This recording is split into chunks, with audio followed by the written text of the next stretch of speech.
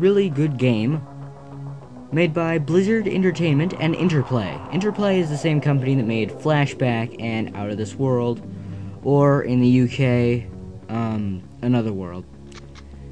But Blizzard and Interplay is what made this game fucking awesome.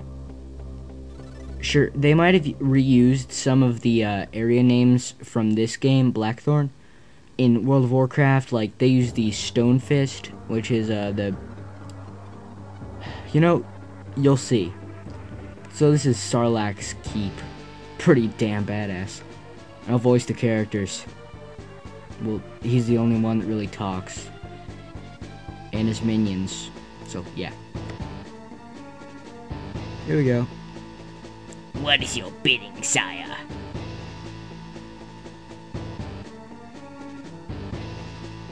King Vlaros makes his last stand tonight at Stonefist. See what I'm talking about?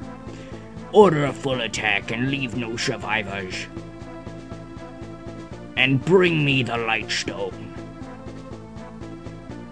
Go now. Oh my god, look how badass his arm is. It's like the skin is missing and shit. That's pretty damn cool, huh? Alright, so the story is that that guy named Sarlacc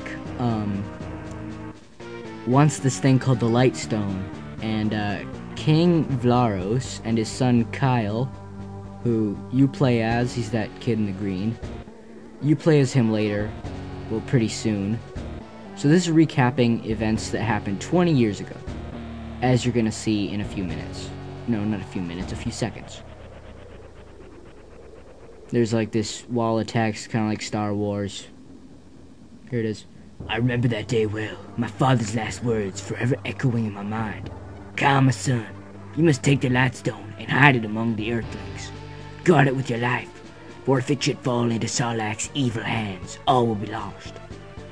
With time, you will grow strong, and someday you will return to Tool and fulfill your destiny. That was 20 years ago. Kyle's pretty badass just from that wall of text there. Now look, that might look like a gargoyle hitchhiking, but it's Kyle. He keeps a shotgun with him at all times. How badass is that?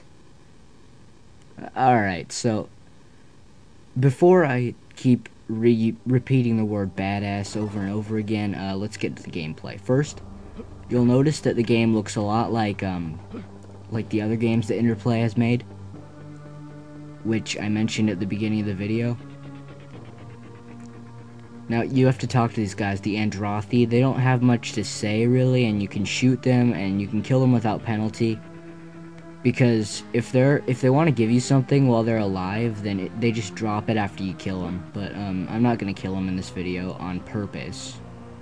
So you pick up these bombs and throw them at the doors. The only way to The only way to destroy the doors is to throw those bombs at them. You can't shoot them like 3 times or so or whatever. You just have to throw bombs at them. And see, you can't climb up ladders while you have your shotgun with you. Well, while you have your shotgun equipped, really. So you can throw those bombs like across the room. They don't explode until they hit something.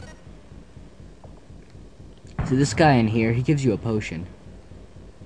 But if you kill him, which I'm not gonna do, because I'm not in a very violent mood today, you just get it. And another thing that kind of made me frustrated about this game is that, you can't go through the doors, those doors up in the upper left corner. You can't go through those kind of doors if you have your shotgun, and enemies are usually right outside the place where you go. Crap, I made a mistake there and fell. I pressed the jump button. The jump button is delayed when you have my slowdown thing I talked about in a few videos, but I took those down because I thought they were kind of stupid and crappy. They're the ActRaiser ones.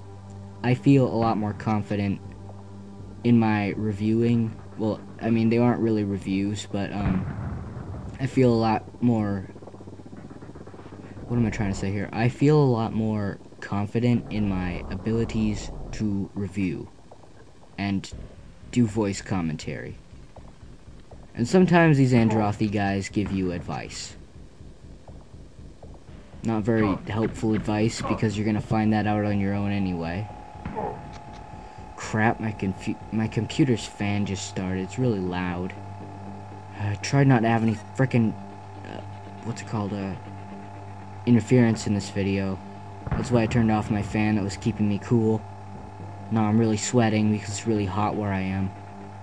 Another thing that kind of confounded me in this game is that, these guys up here, they're like above the cliffs, and if you're right, if they're right next to you, even if you're hiding in the shadows, they can punch you and you fall right off, and you'll have to do it all over again. Now see, I've never been down here before, but there's really nothing here until you destroy the laser fields, which is in a part that I am probably not gonna review for a while, because I have enough games to review as is, if you've seen my Games I Despise trailer. So we're going back up there. Wow, I didn't really think that I could cram all this gameplay into only 10 minutes and 30 seconds.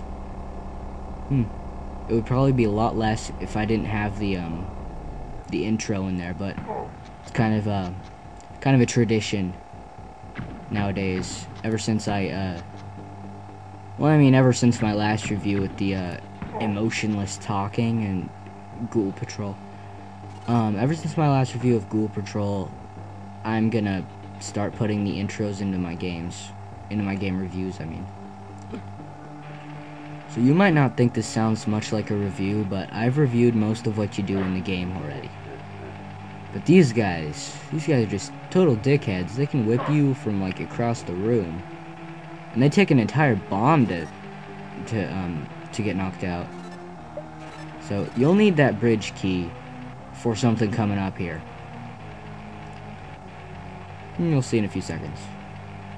So yeah, the game with my slowdown thing on when I'm recording, it's like delayed or some bullcrap. So I remembered that down here there was a potion or something, but I was wrong. There was a prisoner here.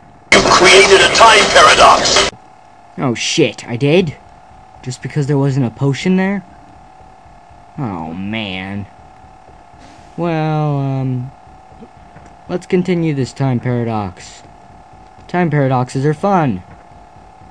So yeah, now that I'm boiling hot, I'm gonna turn on my fan that's keeping me cool, so just bear with me, folks.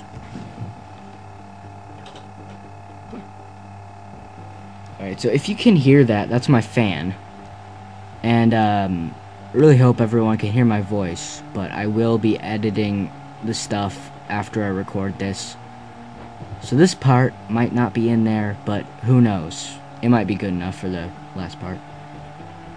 So yeah, these guys, even though they're tied up, can give you stuff, which didn't really make any sense to me when I was recording this, or back last year when I first played it.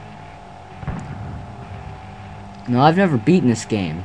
The third level, I cannot beat, because it has two of those red ogres, one of them standing right next to the door, one of them standing right next to the exit of the room. Oh jeez, this guy better move, because I don't want to blow the shit out of him. Okay, good. Now we'll throw a bomb. Okay, proceed. I think there's an enemy here. Yep. And shoot him, and I missed. Kinda. I didn't shoot him early enough like I did right there. So yeah, you will be needing to save your healing potions. That's something that I was kinda ignorant of when I first played it. I first played the Game Boy Advance version. So yeah, this is the last enemy I fight in this video.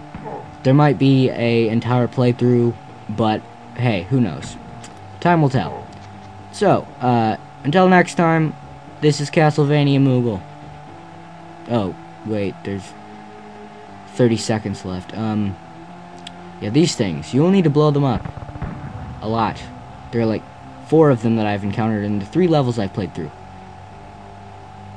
Another thing that kind of... Oh, wait, no, I've already talked about that. I've already talked about how the ladders and the shotgun carrying thing bothers me.